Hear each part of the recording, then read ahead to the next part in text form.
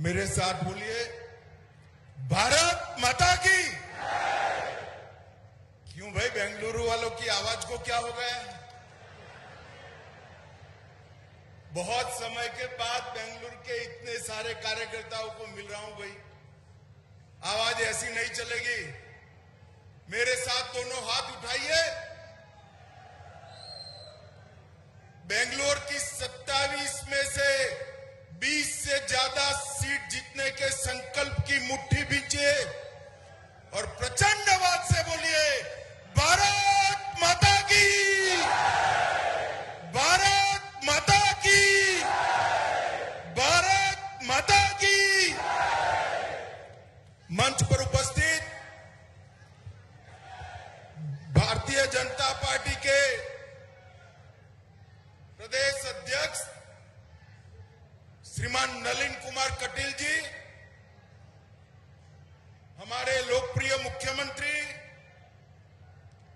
श्री बसवराज बोम्मई जी, मेरे मित्र और मोदी जी की मंत्री परिषद के सदस्य श्री प्रहलाद जोशी जी, राष्ट्रीय महासचिव श्रीमान अरुण सिंह जी, राष्ट्रीय महासचिव और कर्नाटक के ही नेता श्री सीटी रवि जी, भारतीय जनता पार्टी की राष्ट्रीय उपाध्यक्ष और कर्नाटक की सहप्रभारी बहन डी के अरुणा जी, हमारे पूर्व मुख्यमंत्री और सांसद श्रीमान सदानंद गौड़ा जी, मंच पर उपस्थित सांसदगण, राज्य सरकार के मंत्रीगण, विधायक, प्रदेश के पदाधिकारी, शहर के पदाधिकारी और आज के कार्यक्रम में इतनी विशाल संख्या में आए हुए बेंगलुरु के हर बूथ से आए हुए बूथ अध्यक्ष और बीएलओ को मेरी पार्टी के मालिक, भारतीय जनता पार्टी के मालिक बूथ अध्यक्षों को मेरा प्रणाम। मित्रों, आज मैं बेंगलुरु की भूमि पर हूं। सबसे पहले नाद प्रभु केम्पे गौड़ा जी को प्रणाम कर मेरी बात की शुरुआत करना चाहता हूं। मैं जब यहां आया हूं तब जगत ज्योति बसवन्ना, आदि शंकराचार्य, माधवाचार्य, रामानुज के एक कर्म भूमि समग्र कर्नाटक की जनता को भी प्रणाम करना चाहता हूं। मित्रों, अभी मोदी जी ने महान शासक केम्पे गौड़ा जी की याद में अंतर्राष्ट्रीय हवाई अड्डे के टर्मिनल 2 का उद्घाटन किया और 108 फुट ऊंची उनकी मूर्ति प्रतिमा का अनावरण करने का भी काम किया। आज जब हम सब कार्यकर्ता बेंगलुरु में 20 से ज्यादा सीट जीतकर पूर्ण बहुमत की भारतीय जनता पार्टी की सरकार बनाने का संकल्प लेकर यहां पर एकत्रित आए हैं, तब केम्पे गौड़ा की ये मूर्ति हमारी सरकार के लिए प्रेरणा का स्थान रहेगी, हमारी मार्ग प्रशस्त करने वाली रहेगी। मित्रों, 2018 के चुनाव में बेंगलुरु की जनता ने, कर्नाटक की जनता ने भारतीय जनता पार्टी को सबसे बड़ी पार्टी बनाया, परंतु थोड़ी सी चूक रह गई। और जैसा हमेशा होता है कि जेडीएस और कांग्रेस चुनाव के वक्त तो आमने सामने होते हैं, मगर जब भाजपा के सामने आते हैं तब इलू इलू कर कर एक दूसरे की गोद में बैठ जाते हैं और उनकी सरकार बनी। मगर सरकार अपने ही करप्शन के बोझ से गिर गई और फिर से भारतीय जनता पार्टी की येदियुरप्पा जी की सरकार बनी और येदियुरप्पा जी के जाने के बाद आज बसवराज जी इसको आगे बढ़ा रहे हैं। भाइयों बहनों, भारतीय जनता पार्टी के कर्नाटक के कार्यकर्ता और विशेषकर बेंगलोर के कार्यकर्ताओं को मैं कहने आया हूं, देश भर के कार्यकर्ता जहां जहां भी हमारा दौरा होता है, देश भर के कार्यकर्ता मुझे बताते हैं दक्षिण में भारतीय जनता पार्टी को मजबूत करना चाहिए। ये सिर्फ दक्षिण के कार्यकर्ताओं का नहीं, नॉर्थ ईस्ट से लेकर गुजरात से लेकर बंगाल तक, उड़ीसा तक, सारे देश के कार्यकर्ताओं का ये संकल्प है कि दक्षिण के अंदर कमल खिलना चाहिए। और मैं आज आपको बताता हूं कर्नाटक और बेंगलोर के कार्यकर्ताओं को कि दक्षिण में भारतीय जनता पार्टी की एंट्री का गेट द्वार हमारा कर्नाटक है, यहीं से एंट्री हो सकती है। ये कर्नाटक के गांव-गांव तक भारतीय जनता पार्टी का संगठन पहुंचा है।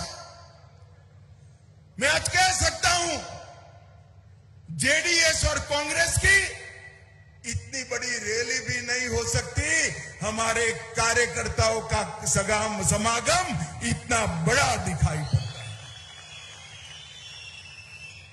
कल मैं दक्षिण कर्नाटक में गया, मांड्या गया। मैं तो प्रदेश अध्यक्ष जी को बधाई देना चाहता हूं। मैं कई बार दक्षिण कर्नाटक, मैसूर, मांड्या गया हूं। मैंने मेरे जीवन में ऐसी रैली नहीं देखी, इतनी बड़ी रैली दक्षिण कर्नाटक में हुई। और मित्रों, हम एक मजबूत बैकग्राउंड के साथ चुनाव के मैदान में उतर रहे हैं। कांग्रेस वाले जब भी चुनाव आता है नई नई चीजें लेकर आ जाते हैं। उनके लिए सत्ता भ्रष्टाचार करने का एक साधन है और हमारे लिए सत्ता राज्य के गरीब से गरीब व्यक्ति को सुखी करने का एक साधन है। मित्रों, 2022 के अंदर 7 राज्यों में चुनाव हुए। 7 राज्यों में से 5 राज्यों के अंदर भारतीय जनता पार्टी ने पूर्ण बहुमत प्राप्त किया है और 7 में से 6 राज्यों में कांग्रेस का सुपड़ा साफ हो गया। मित्रों, लगभग गुजरात, उत्तराखंड, मणिपुर, गोवा और उत्तर प्रदेश, ये राज्यों में भारतीय जनता पार्टी में और मजबूताई के साथ अपनी सरकार बनाई और गुजरात में तो मोदी जी की लोकप्रियता इतनी है कि गुजरात की जनता ने सारे रिकॉर्ड तोड़ दिए हैं। मित्रों, 182 में से 156 सीटें दी है और कांग्रेस को वहां विपक्ष का स्टेटस भी चला गया है। ये बैकग्राउंड के साथ हमारे प्रिय प्रधानमंत्री नरेंद्र मोदी जी के सुशासन के सुफल के साथ येदियुरप्पा और बसवराज जी ने जो सरकार चलाई है, उसकी सफलताओं की सिद्धियों के साथ हम चुनाव में अंदर जा रहे हैं। मैं आज मेरे सामने बैठे हुए बेंगलुरु के कार्यकर्ता और कर्नाटक भर में बिखरे हुए भारतीय जनता पार्टी के कार्यकर्ताओं को आज आह्वान करने आया हूं। सरकार बनानी है तो आधी अधूरी मत बनाना, 2/3 बहुमत वाली पूर्ण बहुमत की सरकार बनाई। और मैंने कर्नाटक की जनता का मूड देखा है। जनता तैयार बैठी है, हमने जाना पड़ेगा। मोदी जी हमारे चुनाव का नेतृत्व करेंगे, मगर वोटर के लिए तो मेरा बूथ का कार्यकर्ता, मेरा बीएलओ ही नरेंद्र मोदी है। नरेंद्र मोदी का संदेश लेकर आपको वहां, और मैं गारंटी देता हूं आपको मित्रों, संपर्क के लिए बाहर निकल पड़िए। हमारी केंद्र सरकार और राज्य सरकार 8 साल 9 साल तक चली। नरेंद्र मोदी सरकार ने कोई ऐसा काम नहीं किया है जिससे आपको शर्म से सिर झुकाना पड़े। सीना तान कर जाइए, जनता आपके स्वागत के लिए तैयार बैठी है। मित्रों, गरीब कल्याण के बारे में इंदिरा जी ने सूत्र दिया था, गरीबी हटाओ। वो सूत्र तो दिया, मगर कांग्रेस ने गरीबी हटाने की जगह गरीबों को हटाने का काम किया। भारतीय जनता पार्टी ने इस देश के 80 करोड़ गरीबों के घर में बैंक अकाउंट भेजा। करोड़ों गरीबों के घर में शौचालय बनाकर गरीब माताओं और बहनों को सम्मान के साथ जीने का अधिकार दिया है। आजादी के 70 साल के बाद 4 करोड़ से ज्यादा गरीब के घर में बिजली का लड्डू पहुंचाने का काम, उसका अंधेरा समाप्त करने का काम ये भारतीय जनता पार्टी की नरेंद्र मोदी सरकार ने किया है। 13 करोड़ से ज्यादा माताओं को चूल्हे के धुएं से मुक्त कर गैस का सिलेंडर देने का काम ये भारतीय जनता पार्टी की सरकार ने किया है। 60 करोड़ से ज्यादा गरीबों के घर में 5 लाख तक का सारा स्वास्थ्य का खर्चा आज नरेंद्र मोदी सरकार उठा रही है। और भाइयों बहनों, चीन में कोरोना फिर से पसर रहा। मैं आप सभी कार्यकर्ताओं को पूछना चाहता हूं, कोरोना के दोनों डोज लिए या नहीं लिए? भाई हाथ ऊपर करो, किस किसने लिए हैं? सबने लिए ना? एक पैसा भी देना पड़ा है? नरेंद्र मोदी सरकार ने भारत के 130 करोड़ लोगों को 230 crore dose free of cost देकर भारत को कोरोना से सुरक्षित करने का। इसके साथ साथ कोरोना के कारण जिनकी रोजगारी गई, ये 60 करोड़ गरीबों को 2.25 साल तक प्रति व्यक्ति प्रति माह 5 किलो अनाज मुफ्त में देने का काम ये भारतीय जनता पार्टी की नरेंद्र मोदी सरकार है। अरे देवगौड़ा जी, सिद्धरामैया और कांग्रेस के अध्यक्ष गरीबों की बात कर रहे हैं। भाई, आप तो प्रधानमंत्री भी रहे, मुख्यमंत्री भी रहे, और कांग्रेस ने 4 पीढ़ी तक शासन किया। हिसाब लेकर आ जाओ, बेंगलोर के चौराहे पर मेरा युवा मोर्चा का कार्यकर्ता आकर आपको हिसाब दे देगा। एक और आपका 65 साल का शासन और एक और मोदी जी के 8 साल का शासन, हमारा पलड़ा भारी है। और मित्रों, आज मैं ये कहने आया हूं कार्यकर्ताओं को, अगले 6 महीने भारतीय जनता पार्टी के कार्यकर्ताओं ने सारे कामकाज छोड़कर अर्जुन को जैसे चिड़िया की आंख दिखाई देती थी, इस तरह हमें हमारा बूथ दिखाई देना पड़ेगा। और मैं आपको कहता हूं, आप आपके बूथ को मजबूत करिए, हर मतदाता का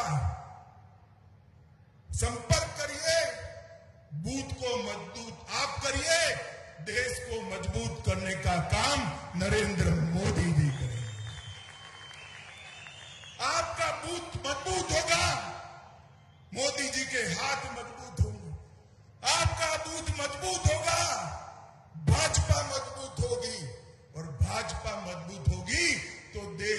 विकसित बनेगा, समृद्ध बनेगा, सामर्थ्यवान बनेगा। मित्रों, आप जो संपर्क करने जा रहे हो वो देश को आगे बढ़ाने के लिए जा रहे हो। इस भाव के साथ हर मतदाता को संपर्क करना चाहिए। और मित्रों, आज मैं बेंगलोर की जनता को, कर्नाटक की जनता को भी अपील करने आया हूं। दो खेमे पड़ गए, इस बार सीधी लड़ाई है। मुझे सब पत्रकार कहते थे कल कि ट्रायंगल है। मैंने बोला ना भाई ना, सीधी लड़ाई है, क्योंकि जेडीएस को तो वोट देने का मतलब है कांग्रेस को वोट देना। तो सीधी लड़ाई हुई या नहीं हुई? ये अभी जेडीएस वाले कुछ कुछ अफवाह फैला रहे हैं, हमारे साथ भाजपा आएगी, हम साथ में रहेंगे। मैं सभी कार्यकर्ताओं को कर्नाटक को कहने आया हूं, हम किसी भी पार्टी के साथ नहीं जाएंगे, अकेले लड़ेंगे, अकेले सरकार बनाएंगे। ये दो खेमे पड़ गए हैं और ये दो राजनीतिक विचारधाराओं के खेमे नहीं है।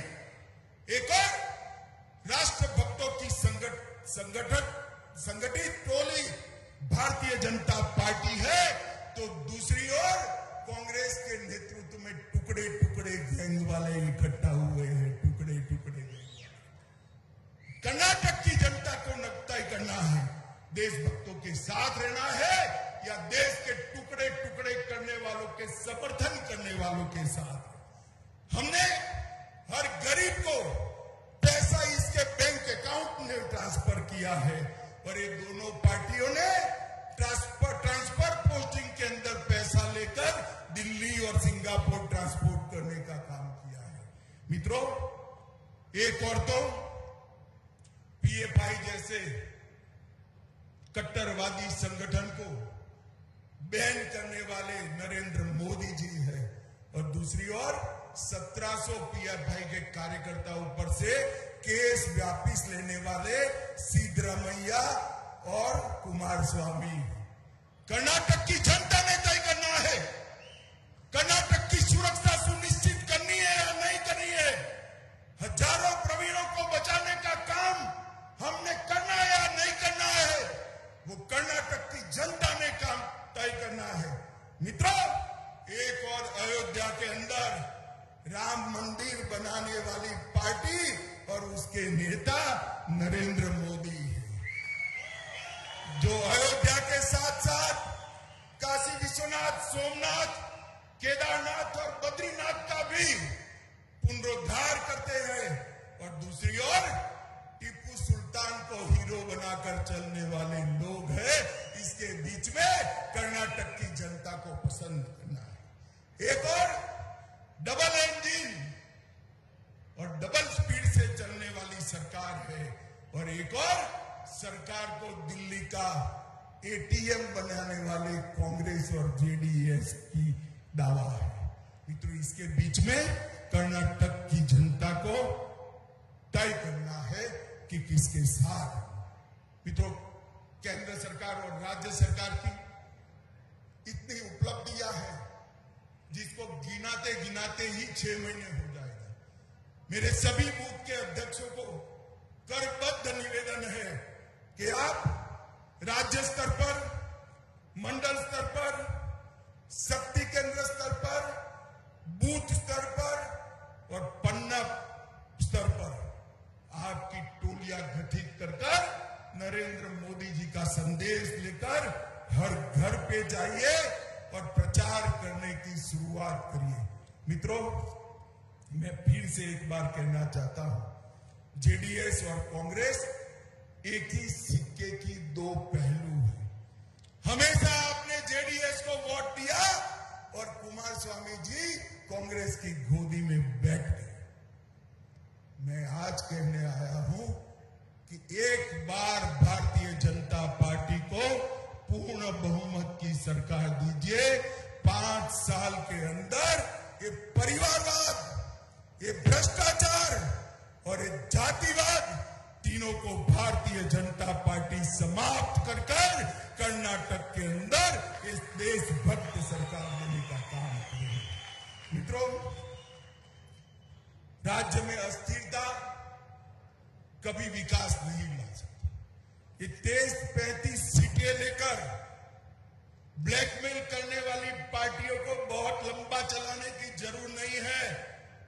आज इस बार इनका हिसाब किताब बरोबर करने का मौका है। हर कार्यकर्ता तय कर ले कि भारतीय जनता पार्टी अपने दम पर इस बार सरकार बनाएगी और अपने दम पर सरकार चलाने का काम करेगी। माताओं, भाइयों, बहनों, मोदी जी ने बेंगलुरु के लिए बहुत कुछ किया है। मेट्रो रेलवे परियोजना चरण 1 अगर न होता तो आज बेंगलुरु के ट्रैफिक की स्थिति क्या होती, इसकी कल्पना ही नहीं कर सकते। 40 स्टेशन और 42 किलोमीटर लंबा रूट, जिसमें हर रोज 5.25 लाख लोग रोड की जगह मेट्रो से जा रहे हैं। अब मोदी जी ने चरण 2 भी शुरू किया है, जो 42 किलोमीटर के साथ साथ और 75 किलोमीटर मेट्रो को जोड़ेगा। और इसके लिए जोर से ताली बजाना सब कार्यकर्ता। 30,000 करोड़ रुपया बेंगलुरु मेट्रो 2 के लिए नरेंद्र मोदी जी ने दिया है। बेंगलुरु एयरपोर्ट मेट्रो का काम भी कल बसवराज जी गाड़ी में बता रहे थे कि इस वर्ष के अंत तक, 23 के अंत तक गाड़ी में किसी को एयरपोर्ट नहीं जाना पड़ेगा। मेट्रो सीधा इसके एयरपोर्ट के कॉरिडोर के अंदर। मित्रों, विकास का काम भारतीय जनता पार्टी करेगी और ये 30,000 करोड़ के अलावे और 14,000 करोड़ इसके लिए देने का काम भारतीय जनता पार्टी ने किया है। भाइयों बहनों, लगभग येदियुरप्पा जी और बसवराज जी की जोड़ी ने, पहले येदियुरप्पा जी ने फिर बसवराज जी ने बेंगलोर के विकास के लिए 2,72,000 करोड़ रुपए का इन्वेस्टमेंट कर्नाटक के अंदर लाने का सफलता प्राप्त किया है। और इसके साथ साथ DPIIT में ease of doing business ranking में 2022 में अपना कर्नाटक पहले नंबर पर समग्र भारत में रहा है। बसवराज जी के लिए सभी लोग ताली बजाइए एक बार भाई। और बेंगलोर के अंदर देश में भी जितने यूनिकॉर्न स्टार्टअप है, हर तीसरा यूनिकॉर्न स्टार्टअप हमारे बेंगलोर के युवा का। $1 अरब से ज्यादा अधिक संपत्ति रखने वाले 39 स्टार्टअप है और दुनिया के टॉप 100 शहर में बेंगलुरु 10 के अंदर आता है। ये हमारा विकास का पैमाना, मोदी जी की नीतियों का पैमाना भी बताता है। भाई और बहनों, 3,000 किलोमीटर का राजमार्ग बनाया है। इसमें बेंगलुरु पुणे, बेंगलुरु हैदराबाद, ये 2 ही रोड के लिए भारत सरकार ने 20,000 करोड़ खर्च किया है। इसके साथ साथ मैसूर से चेन्नई और KSR Bengaluru city railway station होकर पहली वंदे भारत ट्रेन को भी मोदी जी ने शुरू किया है और एयरपोर्ट का टर्मिनस 2 भी बनाने का काम किया है।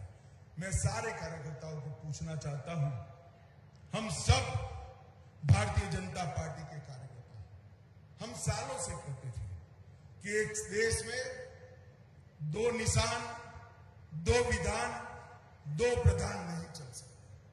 आप मुझे बताइए कार्यकर्ता भाइयों बहनों, धारा 370 हटनी चाहिए थी या नहीं हटनी चाहिए? सुनाई नहीं पड़ता है, जोर से बोलिए। कांग्रेस ने विरोध किया था, उनके कान तक पहुंचे से बोलिए हटनी चाहिए या नहीं हटनी चाहिए? जो धारा 370 70 साल से कश्मीर को भारत से अलग रखती थी, वो धारा 370 को मोदी जी ने 2019 में 5 अगस्त को कलम के एक ही झटके से समाप्त कर दिया। और कार्यकर्ता भाइयों बहनों, जब मैं बिल लेकर संसद में गया, ये कांग्रेस, जेडीएस, कम्युनिस्ट, समता, ममता, सपा, बसपा, ये सारे काऊ काऊ काऊ काऊ काऊ काऊ काऊ ने कि मत हटाइए, मत हटाइए, मत हटाइए। मैंने बोला क्यों ना हटाइए भाई? तुमने कहा कश्मीर में खून की नदियां बह जाएगी। मैं आज जेडीएस और कांग्रेस वालों को कहने आया हूं, खून की नदियां छोड़िए, कंकर चलाने की किसी की हिम्मत नहीं हुई है। ये नरेंद्र मोदी सरकार। मित्र, मोदी जी ने ट्रिपल तलाक को हटाया, धारा 370 को हटाया, सीएए लेकर आए और मोदी जी ने पूरे देश को सुरक्षित करने के लिए हमारी फौजों को मजबूत करने का काम देश के नेता नरेंद्र मोदी जी ने। आज मैं कहने आया हूं आप सभी को, बेंगलुरु के घर घर में जाइए। क्या डीके शिव कुमार और सिद्धरामैया और कुमारस्वामी, वो और उनकी पार्टी आतंकवाद के खिलाफ लड़ सकती है क्या? देश को सुरक्षित कर सकते हैं क्या? कर्नाटक को पीएफआई से बचा सकते हैं क्या? अरे कुछ नहीं कर सकते, वोट बैंक से डरते हैं। हम भारतीय जनता पार्टी के कार्यकर्ता हैं, वोट बैंक से नहीं डरते, देश को सुरक्षित करने में मानने वाले लोग। और इस देश को सुरक्षा देने का काम केवल और केवल नरेंद्र मोदी और भारतीय जनता पार्टी ही कर सकते हैं। सुरक्षा का मुद्दा पूरे कर्नाटक के लिए बहुत महत्वपूर्ण मुद्दा है। कार्यकर्ता भाइयों बहनों, मैं आज आपको कहने आया हूं, ढेर सारे अच्छे काम किए हैं। मैं बताने जाऊंगा तो सभा नहीं होगी, 7 दिन की भागवत सप्ताह हो जाएगी, मगर समाप्त नहीं होगी। परंतु आप सबसे मेरा अनुरोध है, इस सब के बावजूद भी हर कार्यकर्ता घर घर जाए, हर मतदाता का संपर्क करे। कौन प्रत्याशी है वो मत देखेगा, कमल का फूल प्रत्याशी है। देश का हित हमारी पार्टी का लक्ष्य है, देश की सुरक्षा हमारी पार्टी का लक्ष्य है, और दुनिया में भारत नंबर 1 पर पहुंचे वो हमारी पार्टी का लक्ष्य है। वो लेकर लोगों के बीच में जाइए और विजयी बनिए। मुझे बताइए, सभी लोग जोर से रिस्पॉन्ड करेंगे, आने वाले चुनाव में बेंगलुरु में 21 सीटें से ज्यादा जीतेंगे क्या? अरे हाथ ऊपर उठाकर जोर से बोलो, जीतेंगे? पूर्ण बहुमत की सरकार बनाएंगे? मोदी जी के हाथ मजबूत करेंगे? भाजपा का दक्षिण का प्रवेश द्वार खोलेंगे?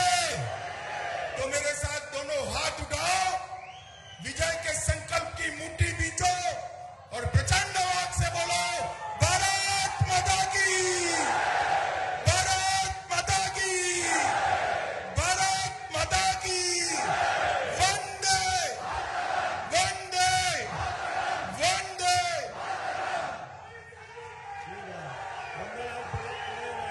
ಉತ್ತರ ಜಿಲ್ಲೆಯ ಅಧ್ಯಕ್ಷರಾದಂತಹ ನಾರಾಯಣ